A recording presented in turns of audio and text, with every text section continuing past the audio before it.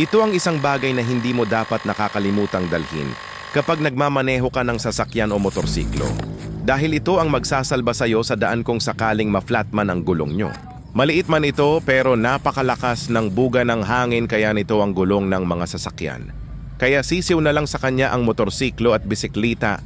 Kagandahan nito ay pwede rin itong power bank pang charge ng cellphone nyo. Meron itong hose na may kasamang adapter para sa bola at bisikleta. At meron na rin USB Type-C cable gamit pang charge ng cellphone nyo. At dito naman kinakabit ang hose.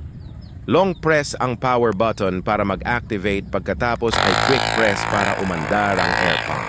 Grabe sa liit nito mga boss ay napakalakas ng buga nito. May mga option settings ito kung sa 4 wheels sa motorsiklos, bisikleta at bola. Na-a-adjust mo dito ilang pressure ang set nyo at automatic itong mag-off kapag na-reach na ang na-set nyo na pressure. Kagandahan nito ay malalaman nyo kung ilan ang actual na pressure ng gulong nyo.